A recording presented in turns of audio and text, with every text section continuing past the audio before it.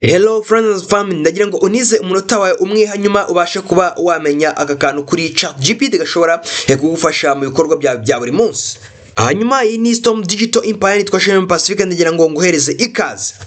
Hari igihe ushobora kubaza Chatgpt ibintu hanyuma ikabiguhereza mu buryo ubona ushaka, ariko ukabona ishobora kuba yaba irengejeho akantu gato cyane, cyangwa se ukabona hari akantu gato kabura. Ndagira ngo nkwereke uburyo ushobora gukoresha kugira ngo ubashe kuba editinga ibyo cyangwa se ibisubizo Chatgpt iguhaye bikiri muri Chatgpt, hanyuma bitabaye ngombwa yuko ibwira ngo yongere kuguhereza igisubizo cyangwa se yongere kubyandika. Fata telefone yawe cyangwa se imashini yawe tugendane. Ni ukuvuga ngo urinjira muri Chatgpt yawe nk'ibisanzwe, hanyuma mu kugira ngo ube washyiramo prompt yawe hano muri Chatgpt urabanza ijambo ryitwa Canva cyangwa se canvas, hanyuma ubone ko washyiraho prompt yawe. Reka twifashishe urugero hano ruto cyane. Reka dushyiramo ijambo canvas nkuko muri kubibona turibanjeho, hanyuma ukurikize wenda ikibazo runaka wibaza uti what is artificial intelligence cyangwa se AI. Urabona ko ibisubizo iduhaye hano ushobora kuba wagira gute wabyetinga, hanyuma ukabasha kuba wahinduramo ibintu runaka, hanyuma